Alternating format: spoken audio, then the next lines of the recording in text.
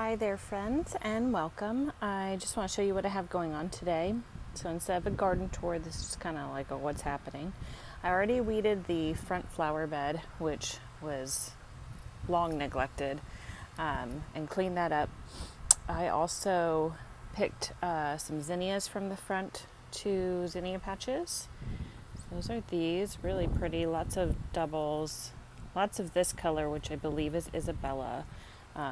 The rest were a mix, so they're just a mix of oranges, pinks, so yellow down there. And then these I just picked from the back zinnia patch, which is, I have a mix in there as well, but then I also have some specific varieties like the Queen Lime. I believe it's Queen Lime Red. I have a couple of those that are just beautiful. And then the Macarenia zinnia mix, which I got from Baker Creek, and I am floored and absolutely love the variety and the colors in these.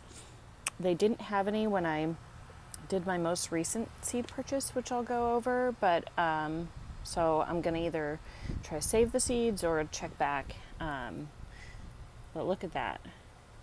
I hope the video does it justice. This is from the same seed mix. This one, although it's kind of past its prime, is from the same seed mix, and there's such a pretty ombre of pink and orange. This is from the same seed mix. So the Macarenia definitely has some beautiful colors, and it's more of a lower growing zinnia in terms of length. So next year I'll be putting it in the front. So those are looking good. I also fertilized my dahlias today because I've noticed the blooms are kind of slowing down, which, I mean, it's August, it's hot, it's Texas, but I do want to just fertilize them and give them the nutrients that they need.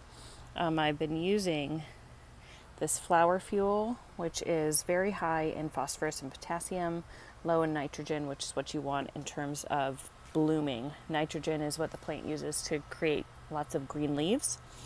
So during the blooming season, you want it to be higher in phosphorus and potassium.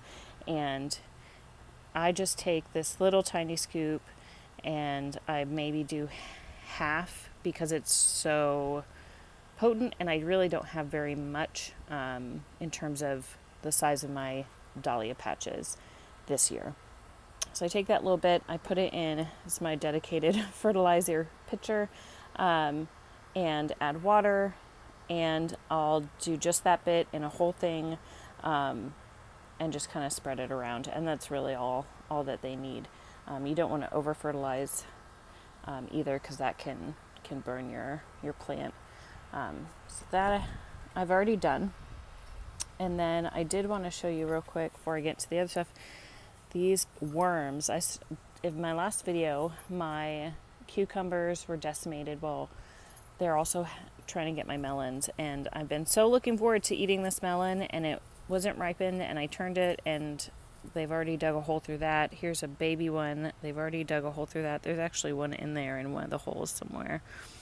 He's in there. So that's extremely disappointing.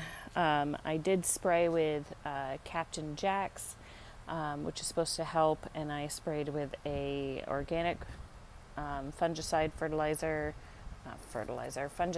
pesticide, and I hope that helps. I don't want to have to start my melons over. I am starting my lemon cucumbers, my Tokyo cucumbers, and my 2 squashes over today so that I can get a fall crop. One of the zucchini was also decimated, so I just pulled them both out. They really weren't flowering or fruiting very much, so there's my little garden friend. Shelby, don't walk through the melons. Come on. You silly girl. And other things that I have going on, I am repotting these tomatoes, and I finally got my pepper plant to grow. And what it was I brought out the seed tray just to get used to the heat a little bit, under the shade of our canopy outside, our gazebo. But the heat, I think, is what finally got my pepper seed to germinate. So I'm probably going to be transplanting that one as well. I'm going to transplant in these. This one is the only one that doesn't have holes. So I'll probably put the pepper plant in that because they can do with a little bit more drought tolerance than the tomatoes. So I'm going to replant those so I can restart this, and I'll show you what I'm putting in this seed starting tray as I go through my seed packets. So what I'm going to try starting today, I'm going to try this flowering carrot. It says ideal temps is 50 to 75 degrees, so I'm going to start it now and kind of see how it does, because I want to test it out. I am going to try some snapdragons, and I'm going to try these. These also like lower temperatures, but they can stand, it says 90 degrees. These are a surface, so they need light to germinate. So I'm just going to do a couple of these and just see, kind of test. I'm going to try this straw flower, which again can do up to 90 degrees. Let's see how that does. My nasturtiums have not been doing that great in the heat. Some are okay, some are not. This one is one that isn't, so I'm going to try to resow those. I'm going to start some calendula, which is supposed to be started now in Houston.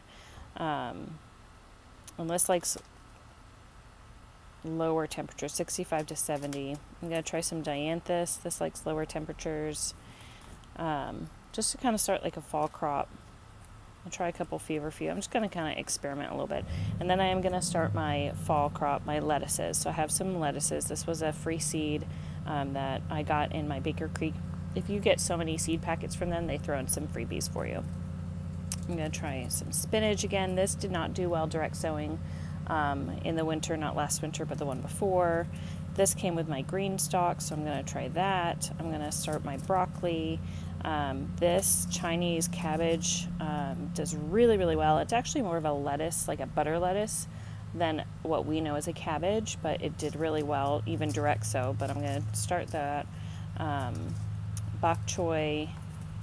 This is supposed to be like a Chinese spinach almost. So I'm going to do that, and then they gave me a free extra packet. So I'm going to start those today and just kind of fill up the seed tray and give it a go. And then I wanted to show you what I got in my other order. So these are pretty much all for either this fall or the spring. So let me just take the whole thing out. So I got a couple types of zinnias. This one was just gorgeous. I definitely want to do more of the Queen Lime series. I love the Queen Lime red that's popping out. So I got orange. I got Scabiosa mix just to add some variety. More Queen Lime red. Blush. I got Purple Prince, which is kind of like my Isabella. But I got it because it's a beautiful big double bloom. El Dorado, which is pretty orange, just to add some variety. Queen Lime. I got this Persian carpet because they did not have the Macarenia mix. This is another low growing, but it's really pretty, so I'm excited to try that in the spring. And I'll do that probably in the front flower bed, or I'll do kind of half and half. I got some poppies to try. These are going to be interesting. They like lower temperature, so this might be more of a winter crop for me. And then for the fall, I got some carrots to try in. I'll probably do some in the green stalk and some in the beds, but I do have to loosen up the soil in those. But I just got some interesting ones to give a go at. Some small ones, some long ones, different colors. They threw in an extra one of these. I got this mini tomato to do in the green stalk next year, or maybe I'll throw one of those in this. I don't know, I'll see how much room I have in my seed starting tray. And then I got some sweet peas. This one is from maybe Holland Bulbs. And then this from Baker Creek, some sweet peas. Those we plant in the ground here in the fall. So I'll be planting those. I got some echinacea to try. I haven't had very good luck with echinacea in the past.